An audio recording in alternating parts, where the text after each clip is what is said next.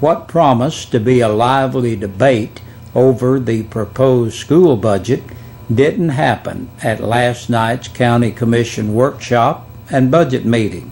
Instead, the commissioners received some good news in the form of a decreased request for funding from the school board that removes 6 cents from the proposed 10-cent property tax increase for schools. Finance Director Jeff Marlowe explained that by diverting $290,000 in savings from the current budget's utility bills to other needs and decreasing the school's capital outlay budget by $120,000, the school system can present a balanced budget without the 6-cent tax hike. Balanced is a relative term, of course. The county still has to come up with an additional $250,000 to offset a decrease in state funding for education. That figure, representing a 4-cent tax increase, cannot be avoided. Marlowe pointed out, as state law requires the county to increase local tax revenue to make up the deficit in state money. Marlowe warned commissioners that they can look forward to more of the same in 2013. This utility savings was made possible by our mild winter. It is one-time money that will have to be made up next year, Marlowe pointed out. In addition, the State Department of Education will continue to decrease the state share of education funding. They have provided 80% to the county's 20%. We can expect that to change slowly until it is closer to 60-40. This year has been a perfect storm for school budgets for local school boards across the state, Director of Schools Donnie Poston added. In a recent meeting, 18 out of 18 school systems represented were going through a funding crisis. Marlowe also added that by making adjustments to the highway and general funds, he has found a way to cut 2 more cents from the potential tax increase for a total savings of 8 cents, down from a projected high of 32.75 cents. David Atkins offered a motion to defer action on the school budget until Thursday, giving the school board time to meet and approve the proposed decreases in the budget request. Before that motion could be voted upon, Thomas Hatmaker directed several questions to Marlowe requiring lengthy explanations about how the state funding formula works, the fuel supplement contract with bus owners, and other items in the budget document. Losing patience as the budget session ran over into time allotted for a beer board meeting, Atkins complained, "All this may be changed on Thursday. You got a race to go to," Hatmaker quipped back and continued his series of questions. The following workshop session was absent of fireworks, but offered at least one eye-opening presentation from Reverend Andrew Hamblin of the Tabernacle Church of God. Hamblin explained that the 40 or so members of his church believe in a literal translation of the Bible. "We chant, speak in tongues, and we take up serpents," the young minister declared. "I'm asking you to request the state to repeal the law that makes the practice of our religion a crime." He added that no members of his church handle poisonous reptiles if they do not wish, and nobody under the age of 18 is allowed to handle snakes, as that would constitute child endangerment. He asked commissioners to pass a resolution and present it to the local state representative to sponsor a bill in Nashville. His request was placed on the agenda for next week's regular meeting. Among other presentations, John Brown and Todd Fisher explained the operation of the county's business incubator, Fisher pointing out that it is a program, not merely a place. He added that the program's personal work with individuals who have ideas for starting a small business, helping them craft business plans, seek out markets, and obtain financing.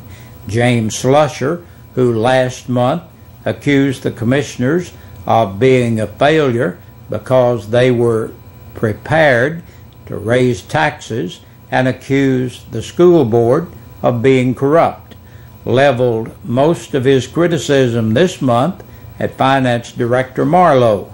Slusher referred to the most recent state audit report, which contains numerous findings, most of them old news, concerning separation of duties in various courthouse clerical offices, the spending of money for the parking lot and fencing at Valley View School that was carried out under a previous director of schools, and failure to seek competitive bids for removal of dirt at the Justice Center site. He concluded with his often repeated insistence that the county needs an audit committee to oversee the Office of Finance. Finally, Jennifer Seals, a teacher at Campbell County High School, asked the commission to consider developing bike and walking trails along numerous county roads. In Campbell County, 13.2% of our population is diabetic and 33% suffer from obesity.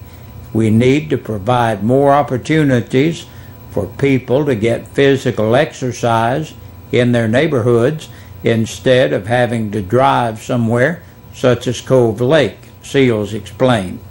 Bike and walking trails would provide exercise opportunities. She added that she is aware of the budget difficulties and controversy over proposed tax increases, but added that numerous grants are available from federal and private sources that Campbell County, with its high obesity and diabetes rates, could easily qualify to receive. Just a wonderful man. That's one of the many glowing Don Nance memories that a tearful Debbie Wilson expressed to WLAF this morning. The man who so kindly and professionally ran the county clerk's office for 24 years died last night around 8:30 at the La Follette Medical Center. Wilson, who is now clerk, winning in 2010 after Nance retired, says he battled illness since last fall.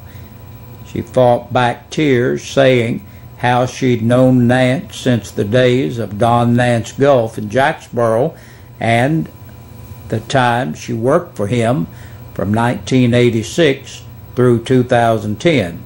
Wilson adds that memories of when her father died in 1999 and how that Nance was right there for her will always stay with her. Wilson describes everyone in her office as broken-hearted this morning. Sheriff Robbie Goins tells WLAF, "Our hearts are saddened by the passing of one of Campbell County's greatest public servants, former county clerk Don Nance. Our prayers and thoughts will continue to go out for Don and his family. Campbell County lost a fine and decent man who was integrity. It was of the highest level. We are truly saddened for the loss of the finest official who lived so generously." Don Nance was 76 years old. And tonight is the night for the community prayer meeting at the Old West La Follette School. The meeting begins at 7 o'clock. And that's our news. Thank you so much for joining us. We'll be back with a press release from the Sheriff's Department right after this. And now taking a look at the press release from the Campbell County Sheriff's Department. 5 people have been booked into the jail in the past 24 hours. David Joseph Bayard, 35, of Lake Road in Caravel, for aggravated assault by domestic violence. 27-year-old Jennifer Ellison of Leonard Ellison Lane in Speedwell for simple assault and disorderly conduct. William Travis Murray, 31, of Young Road, La Follette, for violation of probation. 53-year-old John Luther Rooker Jr.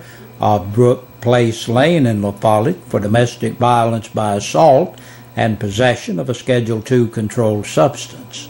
And last today, Darrell L. West of Williamsburg, Kentucky, for violation of probation.